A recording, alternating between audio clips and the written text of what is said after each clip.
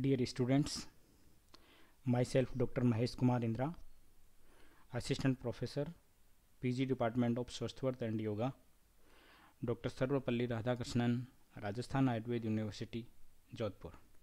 आज की इस वीडियो क्लास में अपन जनरल इंट्रोडक्शन ऑफ षटकर्मों के बारे में अध्ययन करेंगे। आज की जो क्लास है ये षटकर्म की सामान्य इंट्रोडक्शन क्लास रहेगी, जिसमें अपन मुख्य रूप से षटकर्म क्या है और षटकर्म के योग्य कौन योग साधक है, किस व्यक्ति को षटकर्म करना चाहिए, कौन व्यक्ति षटकर्म कर सकता है और षटकर्म में कौन कौन से 6 क्रम आते हैं और षटकर्म के भेद या षटकर्म के टाइप्स कौन कौन से हैं, इसके बारे में सामान्य पढ़ेंगे। सबसे पहले है षटकर्म का सामान्य परिचय। षटकर्म आसन मुद्रा प्रत्याहारश्च प्राण संयम ध्यान समाधि सप्तैव अंगनि शयूरहठस्य योगस्य। हठ योग प्रतिपिका में 7 अंग बताए गए हैं। जिस प्रकार महर्षि पातंजलि ने पातंजल योग सूत्र को अष्टांग योग यानी 8 अंग वहाँ पर बताए गए हैं। कौन से? यम, नियम, आसन, प्राणायाम, प्रत्याहार, धारणा, ध्यान और समाधि। ये 8 अंग बताए गए थे जिसकी अपन पूर्व में चर्चा कर चुके हैं। और हठ योग प्रतिपिका ने 7 अंग बताए हैं। कौन कौन से? ये देखो श्लोक में जो दिए हुए हैं। षटकर्म आसन, मुद्रा, प्रत्याहार, प्राणायाम, ध्यान और समाधि। इनमें से जो प्रथम अंग है वह षटकर्म है।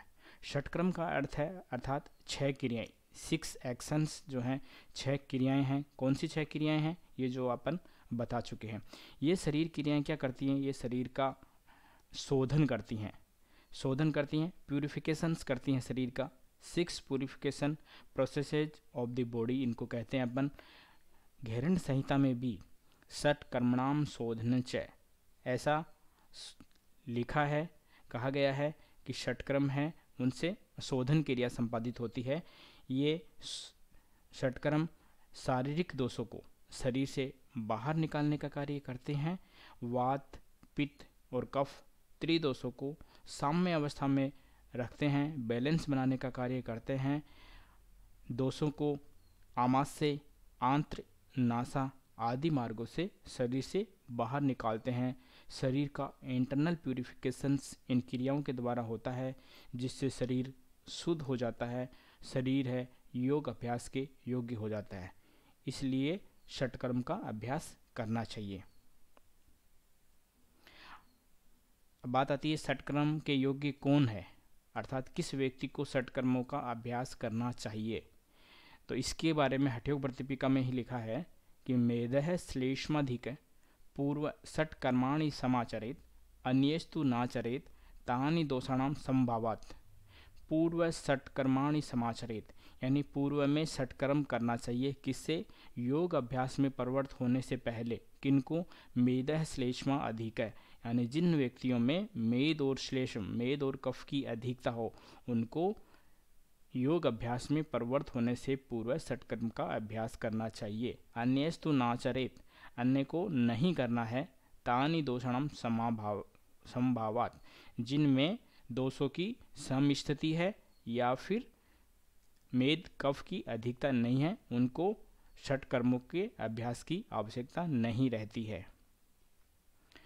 देन इसके बाद में आता है कि षटकर्म में कौन कौन से 6 कर्मों का समावेश किया गया है।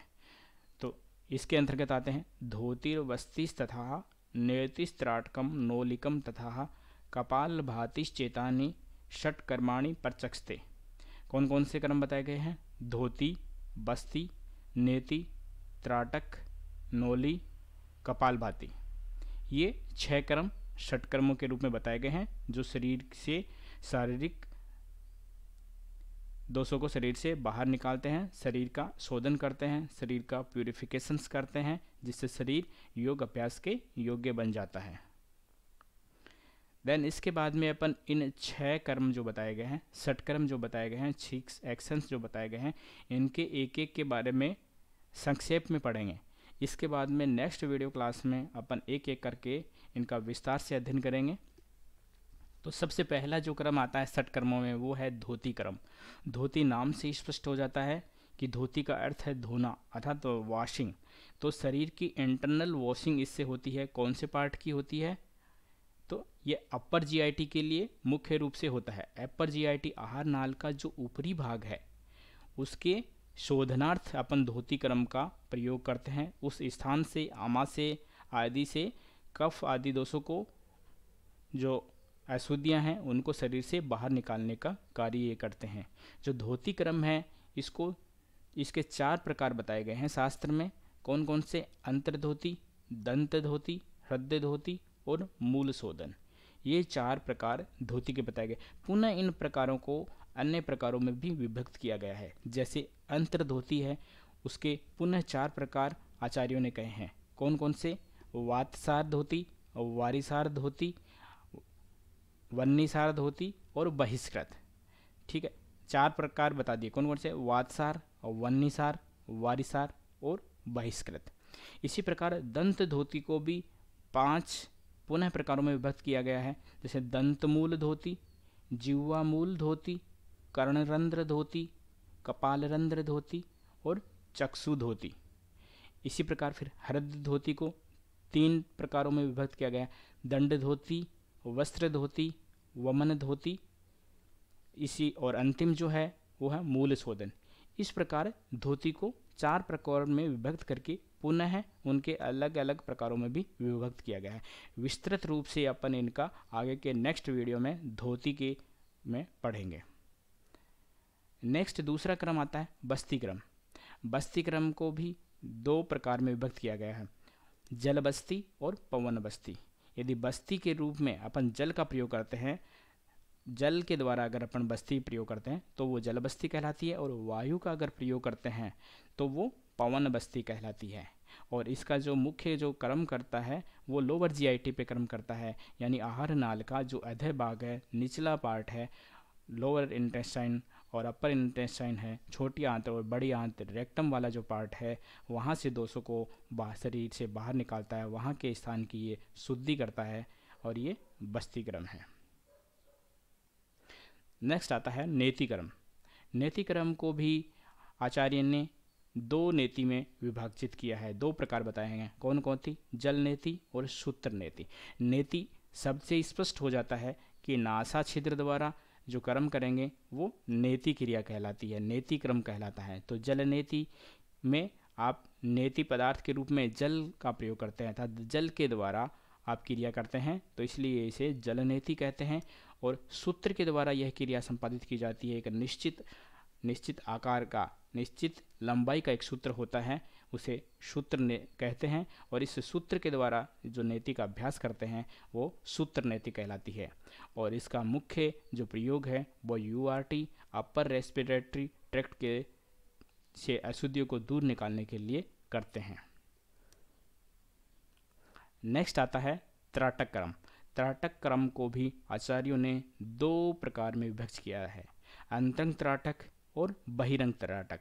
अंतरंग त्राटक वह है जब त्राटक यानी ध्यान लगाने का जो स्थान है वो शरीर के अंतरंग हो तो उसे अंतरंग त्राटक कहते हैं। और जब वो स्थान बाह्य होता है, बहिरंग वो स्थान होता है जहाँ पर त्राटक का आप अभ्यास कर रहे हैं, त्राटक का आप ध्यान लगा रहे हो, तो वो बहिरंग त्राटक कहलाता है।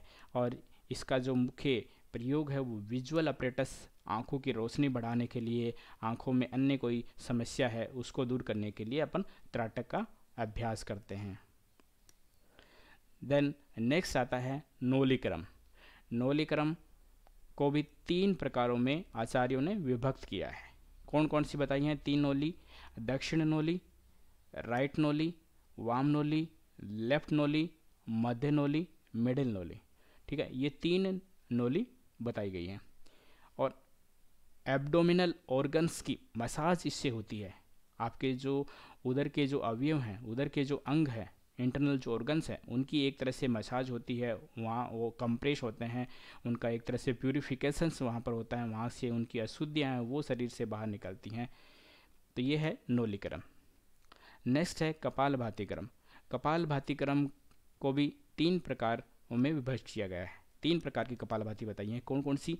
वात क्रम, व्युत्क्रम और शीतक्रम, ये 3 प्रकार की कपालभाति आचार्य ने बताई है। और ये फ्रंटल लोब, फ्रंटल कपाल का मतलब होता है आपका मस्तिष्क, यानी सामने का जो फोरहेड है उसको अपन कपाल बोलते हैं।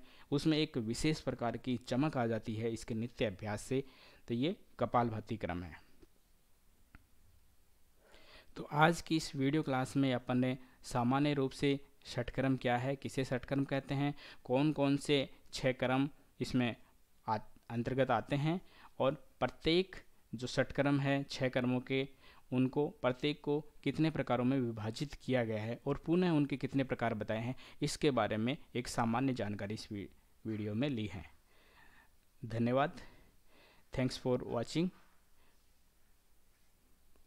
आपका कोई क्वेश्चंस हो, कोई कमेंट हो, कोई ओपिनियन हो, तो आप मेरी मेल आईडी mahesndr4@gmail.com और हितायु आयुर्वेदा 85@gmail.com और व्हाट्सएप नंबर 9928833120 पर अवश्य भेजें। Thank you. धन्यवाद।